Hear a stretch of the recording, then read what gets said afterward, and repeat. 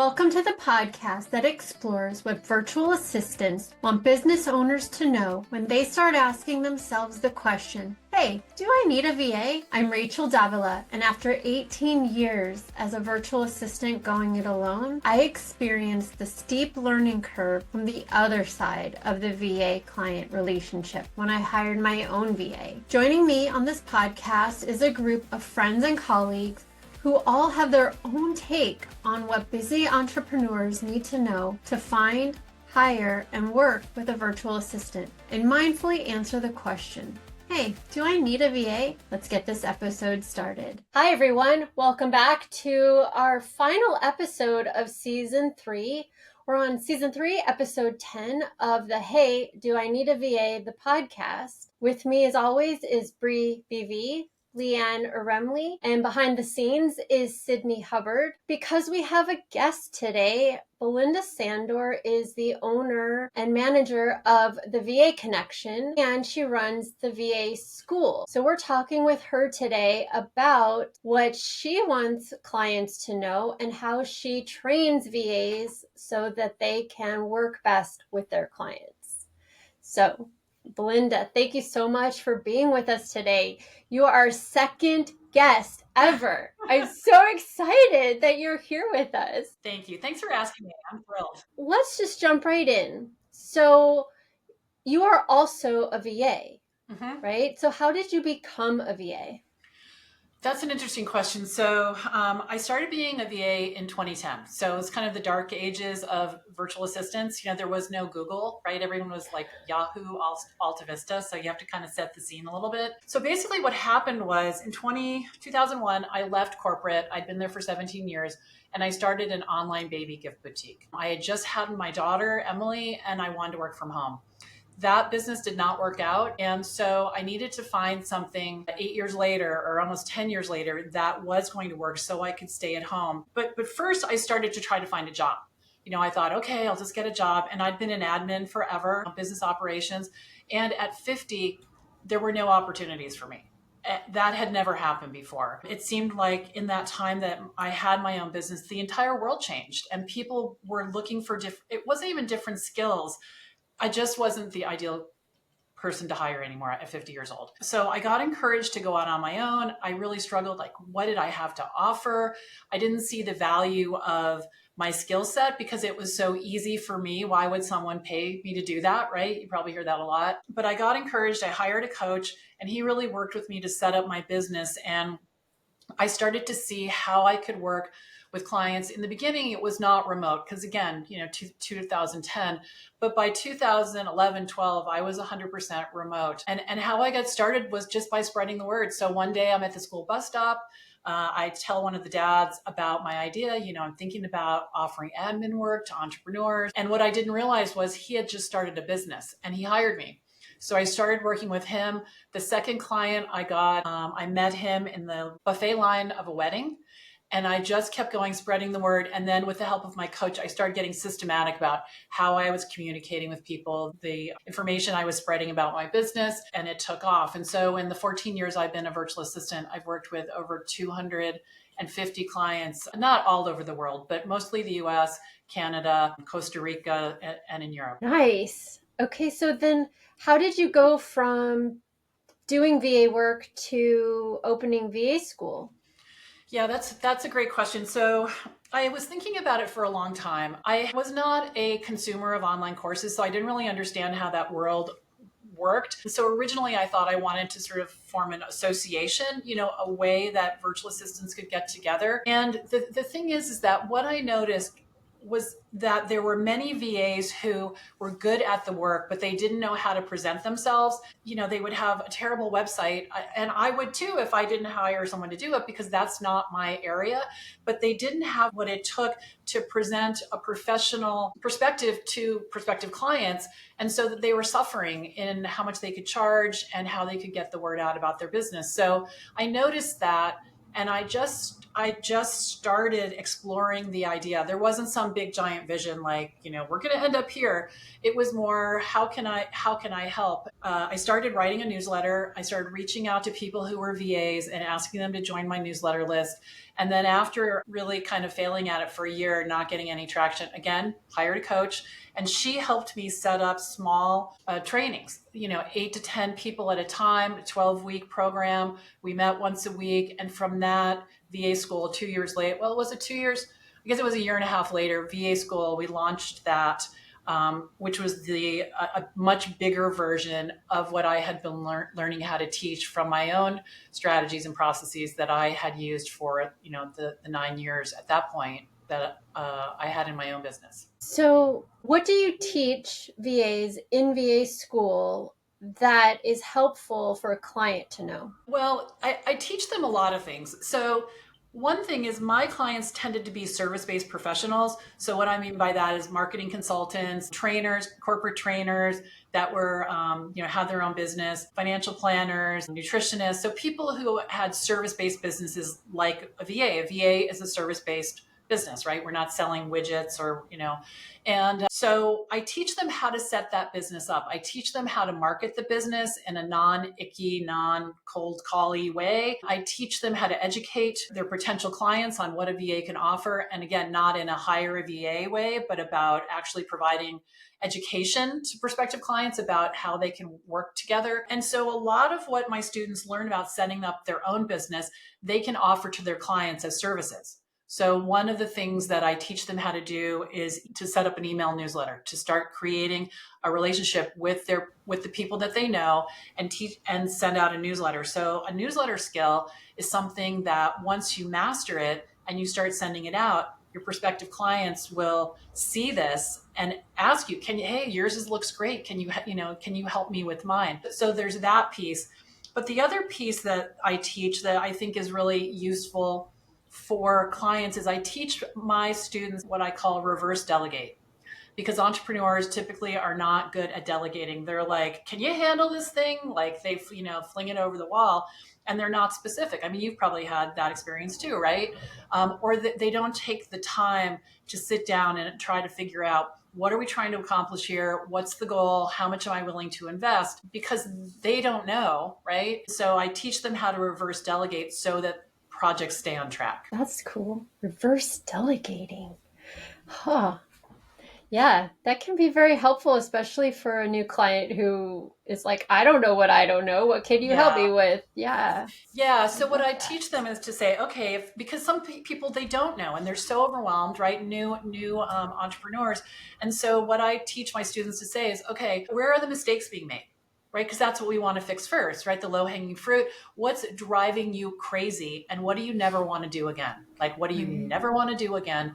And so we just start peeling it back, and then we dive in one thing at a time, because I think with new entrepreneurs it's overwhelming. They don't want to lose control. I totally get that because I have a team too. So if we just, one step at a time, build our relationship and build what a virtual assistant can do for an entrepreneur, it's much more successful. Now, we've talked in other episodes about the different types of VAs. And so it sounds like, I've given them the names doers and collaborators. And then there's a third one where like a doer is leaning into a collaborator. They have that time experience to kind of guide a client more. In VA school, do you kind of help students figure out, like, am I just task oriented? Do I want more of that relationship building?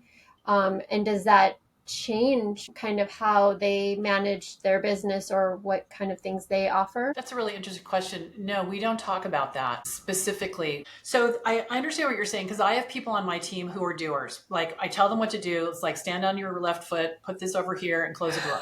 Like I like lay it all out. I make a video, and then I have other VAs that I'm saying to them, here's what I need. Let me know how it goes. But I'm very clear about the results that I want, the time frame, what the outcome will be, and I'm less concerned with the how, but the what. Like what was the result? So I do teach them how to manage projects. I teach them how to manage data, like files and emails, and, keep all of their systems going. But I'm not sure that I could teach them that. What I'm thinking is that I think a lot of VAs assume that they're just going to be not just, but that they're going to assume the role of doer. And I think once they become more experienced and confident, they can take on more of a role. So I think that's a natural progression that will happen over time or not, Mhm. if that makes sense. Yeah. I've seen it. I've seen it where, newbie VAs are like, okay, I only know what I know and I'm going to do it great. And then as they gain experience, they work with different clients and gain experience, they do tend to kind of go, okay, well, this worked really well for this client. I can offer it to this one. And Right, so it kind of can right. lead into that realm. Right. And some of that is kind of baked in because what I teach them is to think of their business as a display case. So, what I mean by that is I want them to set up like Calendly or Acuity or TidyCal. And so, when they set theirs up and the client sees that when they're setting up a discovery call, they can say, oh, that's really cool. I need that. And then my students can say, let me show you mine. Let me show you how it works. This is the back end. As much detail as the client wants. Some want a lot of details. Some are like, let me know when you're done. So they can use their own experience and their own business to demonstrate their skills. Yeah. I think that goes to business, right? Mm-hmm. We talk a lot on this podcast about at least the way we view the VA client relationship, that it is long term, collaborative, business to business, right? I don't work for you, I work with you. So I love that we can be kind of the teachers and the guides, like, you don't have this. Let's set that up for you. Let's do that. Mm-hmm. Absolutely. Okay, so I know on your website you offer an option for clients to hire a VA through VA school or through your website. Can you share a little bit about that, how it works? Yeah, absolutely. So I thought a lot about, do I want to be in the business of referring VAs? And a lot of people come to me just because of my reputation as a VA and because I just know a lot of people and they know that I train VAs.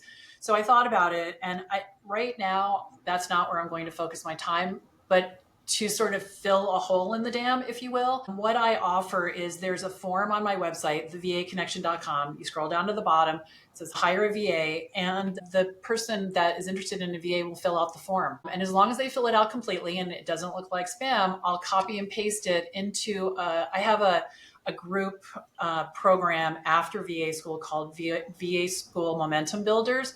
So it's like a professional organization that happens after VA school and membership, and I will post it there. If I know who the person is, I'll say at the top, this is a former client, or this is my best friend's brother. You can trust them, or I'll say, I do not know who this person is, and then I post it.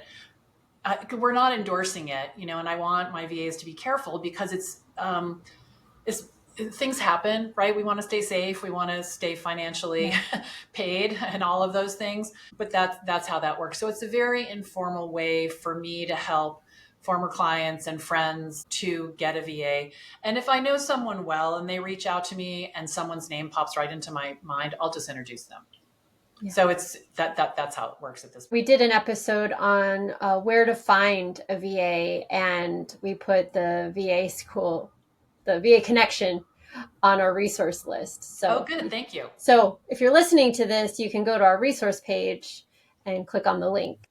Now, if you're in our Facebook group, you can post a job op, we call it, a job op in the group. The group has 57,000 members, and the same thing applies, is we're not approving, or endorsing anyone that's in the group necessarily, but you can post. There's very specific rules about it, and they are in the rules of the group. So if people are looking for a VA and they want to join our Facebook community, they absolutely can. And there are 10 ambassadors that are in the group all week long, and they're happy to answer questions. If you need some understanding about the rules or how it works, they can help you. I'm a member of that group. I see stuff like that happen all the time.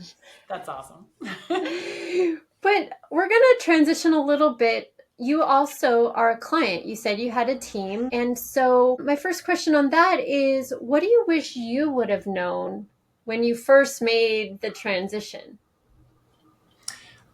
They changed my life.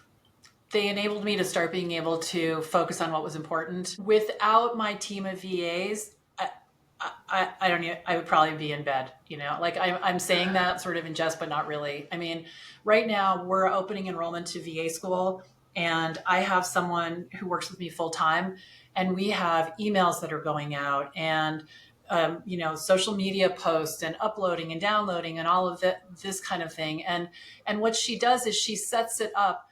I approve everything. So I have not lost any control. What I've stopped doing is copying and pasting and sending texts and making sure the links work. I check the links because it's important. When you send out a link, you want to make sure it works. But it's already been checked and fixed. So I'm just looking for that random time when something happened, and it's not the right link. But I have probably, well, I'm just with the one VA that I have, she works about 32 or 35 hours a week, and I get that completely back. And then in addition to that, I have 3 other VAs, and then I have someone that does my graphics that work many, many hours every month. And so they free me up. And so I know it's scary, and I know it seems like you have to make the money before you can spend it. And I know you've all heard you can't make the money until you spend it. Well, I'm here to say you can't make the money until you spend it. So essentially what happened was, this is ironic. So I'm being a VA and I'm making money, and I'm paying the money that I make as a VA to VAs to help me start the VA connection. So it was, self-funded from my other business.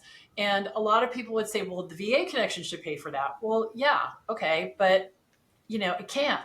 So it really did transform everything, because I couldn't have grown. I mean, my first team member came on October 2019, and she just took 20 hours off of my week immediately. So I highly recommend it. And there are ways to start where it's a go slow approach. I did that because I was worried about it. I have very high standards. I didn't want to be embarrassed by someone else's work, and I didn't want to feel at risk. And so I put some things in place to do that until now we have complete trust, all of them. And if something crazy happened, I could take my passwords away in about 10 minutes, right? So you still stay safe. Knowing the value, knowing the journey that you went on, how has that changed how you train VAs? Here's something that comes up. So this is kind of a big thing sometimes. So as a virtual assistant, I would complete a project or give the client the finished product, or I would ask them a question, and sometimes they don't answer me. And so this is a big difference. And that's because I'm there to help them, but it's their work. It's not my work, right? And so sometimes VAs take it on like it's my work and they're ghosting me. But they can't actually ghost you because it's not your work, right? It's their work, and you're helping, and maybe their dog died. They had to go out of town. Like, you're not the first priority, which is not to mean they don't care about you. But if you're in your role in a way that's helpful, what's going on with them is the first thing. Here's another difference is that when we run a virtual assistant business and we have 4 clients, it's not our client's job to give us enough work to make enough money. That's not how that works. So we can't be reliant on that. And we have to know that clients have lives too. So that's what I teach my students, how to bring on a steady stream of clients, 1 to 3 every single month, so they're never in that situation, right? It's easier to juggle too much work than to not have enough work, because there's a lot of options when you have too much work. So I definitely explain that to them, that if a client goes away, it's not personal. Or if a client doesn't want to invest in something, let's say the client wants to make a workbook for a course they're teaching, and the VA says it's going to take 7 hours. It might not be the investment they want to make. It's not that the VA is not worth 7 hours. It's not that they should do it in 3 hours. It's just that it's not the investment the client wants to make. So the VA is the investment in their business. It's not personal. And so I do teach them to keep it really separate, because it is, it is separate. So I think understanding that perspective, because I have seen in my own business where I'll ask someone to do something, and they answer me, and my focus has changed, and I might not be able to get back to what they're telling me for a month, sometimes longer. And so what I've learned as the client is to reach out and say, thank you so much. This was awesome. It might be a while. You're good. Everything's fine. Because I've seen how my students panic when that happens. And so we both need to be on the same, playing field. The VA needs to manage the emotions of that so that they understand that it's not personal, like something happened and it doesn't even need to be bad. They could have won the lottery and they're in France, right?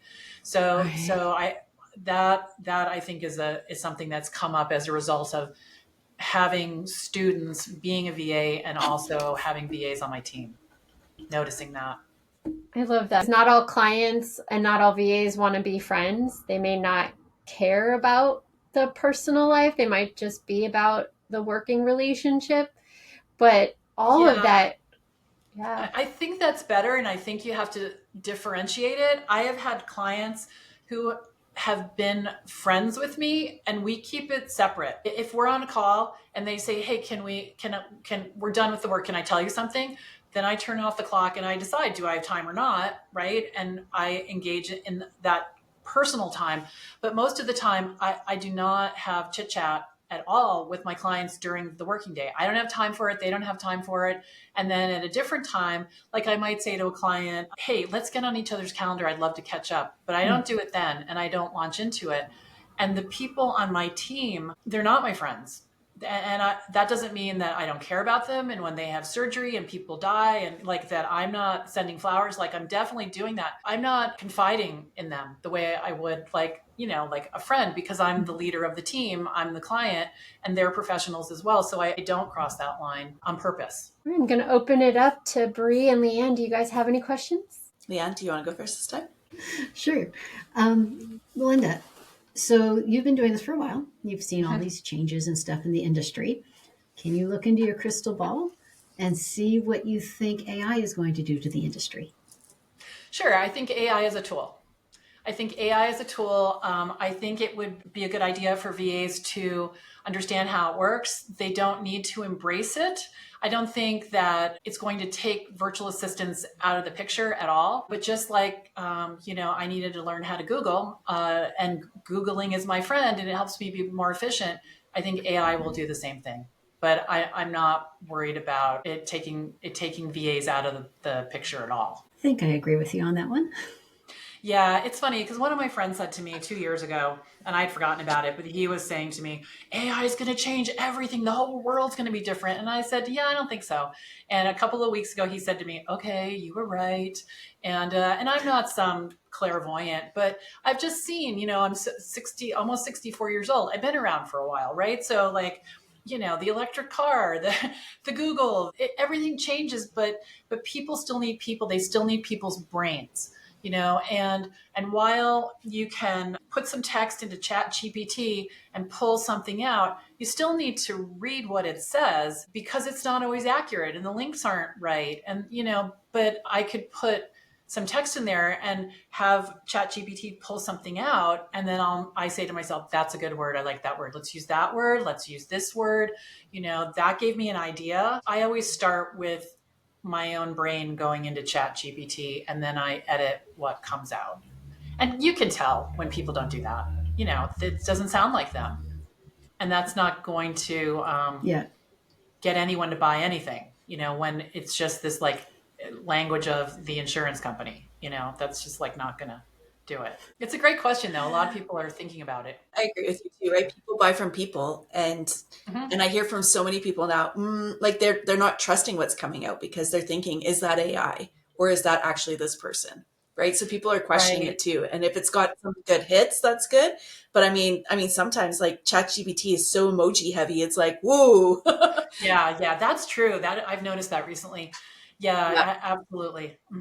I have a quick question for you. You talked a lot about some of the communication nuances or things that might be going on in the background. But when you're teaching your students, do you give them any communication guidelines or things to consider? Or from a client perspective, are there things that you're like, this is really helpful, or things to keep in mind? Yeah, absolutely. I asked them to read their emails a couple of times when they're emailing a client. And I want them to look for words like it, this, that, the, and replace them. So instead of saying, here's the document we talked about, here's the contract you asked me to send you, it's been signed by Joe, Steve still needs to sign it, I've put it in the folder. See, the thing is that we've all become so casual. We don't want to be casual. We want to be conversational, but we don't want to be sloppy, right? We don't want to be like acting like someone's friend, right? We're not. We're a trained professional who is making someone's life easier. So we need to think about how we communicate and the work that we do through that lens. So I ask them to get very specific in their communication with their clients and to be thoughtful so that it's useful, because we all have received emails and we have to really think about what are they saying? What does this mean? And I don't want my VAs to do that with their clients. It's just not the way to bring your A game, right? Thank you. You're welcome. I got one more question. Okay. So I adopted your debit card system and I've introduced it to everyone in my world. How did you come up with that? So my debit card system, it's a 4-prong approach. All right. So here's what happens. So I set my hourly rate and I set packages. I set a 10-hour package and a 5-hour package. People prepay my time in these 5 or 10-hour chunks. And I call it the debit card. And what happens is they buy the time and I work it down. So what happens is they buy the time. I track the time that I use for billing their project. Then I let them know every Monday morning how much time is left in a quick templated email. And then what happens is I give them a link in that email to buy more time. So what happens is there's no contracts, there's no invoicing, there's no chasing money, none of that. And if someone's debit card runs out of time on Wednesday and I still have work to do, it's a quick, simple, unemotional email. Hi, so-and-so, your debit card just ran out. Here's a link for you to buy more time. I look forward to continuing your work. My name. That's it. Not like, are you going to buy more time? And just like, yeah. And it works great. So how I came up with that was when I first started out, I was talking to people who had been entrepreneurs and they said, you got to go with flat rate. So flat rate is when you scope out a project and you talk to the client, you figure out, you pretty much work before you get paid, right? Because you have to figure out what it is. You have to figure out how many hours. You have to ask a million questions. You have to write a proposal, my least favorite thing to do. And then you have to come up with a number. And then you have to say the number out loud. And then they have to read the proposal. And then you have, like a stomach ache while you wait for them to call you back or email you to let you know you have the project, right? And you're dying because you're already so invested in it because you put time in it. All right. Mm-hmm. So I didn't like that, but I did that for a while. And then what happened was one of my clients, he wanted me to set up a webinar for him. It was going to be a paid webinar. And I said, do you have a PayPal account? And he says, yes. Great. So I go to set up Eventbrite and I say, what's your username and password for PayPal?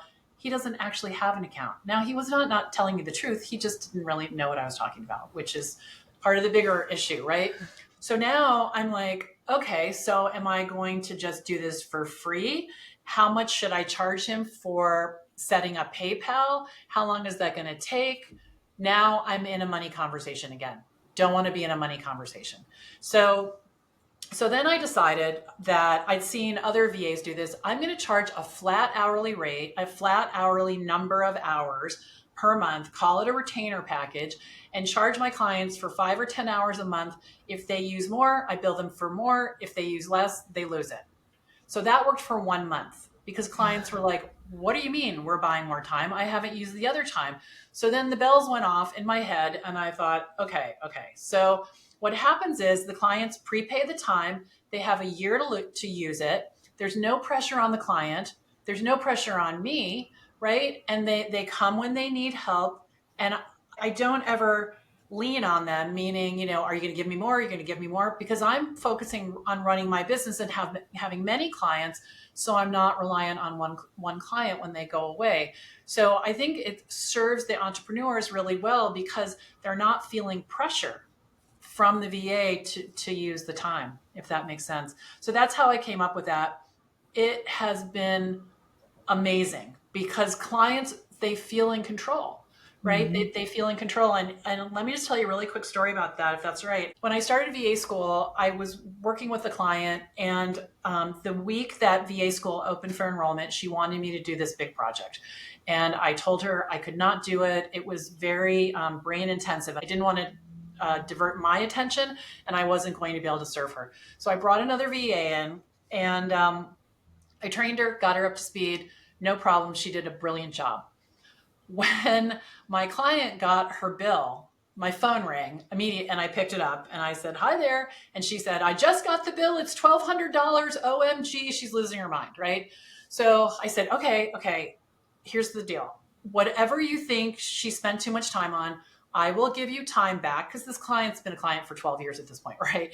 So I'll give you the time back. So don't worry. So let's just figure out what happened, and everything's fine. So we went back and we looked at how many hours I used and how many hours the other VA used. I actually used more, but because she paid for it a little bit at a time as we went along, it was a completely different experience for her than getting an invoice for $1,200, right? So that's one of the reasons I think clients love it so much, because they're never surprised. They know, okay, she used $600. I know where I stand. I can buy more time or not, but I know where I stand, and there's never any big surprise invoice. Yeah, I love that. That was super helpful. And I just raised my rates with some clients, and so now they're at that package rate price. All right. Belinda, thank you so much for being with us today.